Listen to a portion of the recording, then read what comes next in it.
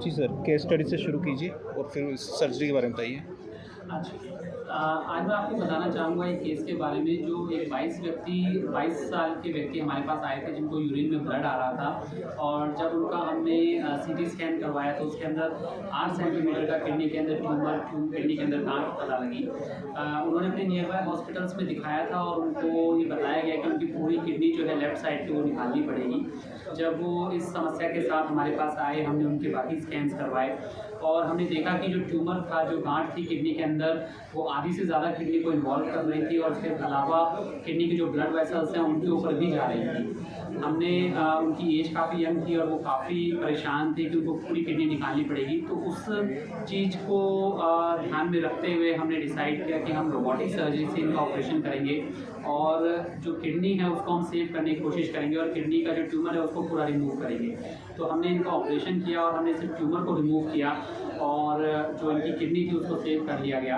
Robotic surgery से जब ये ऑपरेशन हुआ तो उसमें इनका ब्लड लॉस जो है वो नॉर्मल सर्जरी के मुकाबले काफ़ी कम रहा, रिकवरी काफ़ी फास्ट रही। ऑपरेशन के अगले ही दिन इन्होंने चलना फिरना स्टार्ट कर दिया, खाना स्टार्ट कर दिया और थर्ड डे ऑपरेशन के तीसरे दिन हॉस्पिटल से डिस्चार्ज भी हो गए।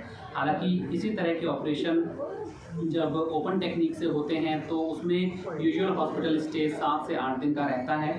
इसी तरीके से अलग एक और पेशेंट हमारे पास आए जिनको 8 सेंटीमीटर का पेशाब की थैली के अंदर ट्यूमर था और वो ट्यूमर जो है पेशाब की थैली की मांसपेशियों में चला गया था और हमने रोबोटिक सर्जरी से उस पेशाब की थैली को पूरा रिमूव किया, लिम्फ नोड्स को, ग्रंथियों को निकाला और पेशाब का पूरा रास्ता जो है वो ऑपरेशन रोबोटिक सर्जरी की मदद से ही बनाया।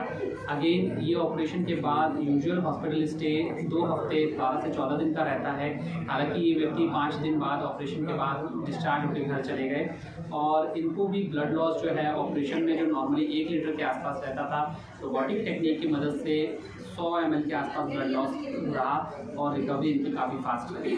तो मैं आपको यही बताना चाहूँगा कि रोबोटिक सर्जरी अब एक ऐसी टेक्निक है, एक एडवांस्ड लेप्रोस्कोपी की टेक्निक है जिससे ऑपरेशंस को करना ज़्यादा ईजियर हो गया है, ज़्यादा फाइन हो गया है। जो कॉम्प्लेक्स कैंसर सर्जरीज़ हैं, जो कॉम्प्लेक्स कैंसर ऑपरेशंस हैं, उनको बहुत ही फाइननेस के साथ, प्रिसिशन के साथ किया जा सकता है। मैग्नीफिकेशन इसमें हमारा इतना अच्छा होता है कि हम देख पाते हैं कि हमारा नॉर्मल एरिया कहाँ पर है और ट्यूमर एरिया कहाँ पर है और हम ट्यूमर एरिया को कम्प्लीटली रिमूव कर पाते हैं और नॉर्मल एरिया को जितना होता है उतना प्रिजर्व करने की कोशिश करते हैं।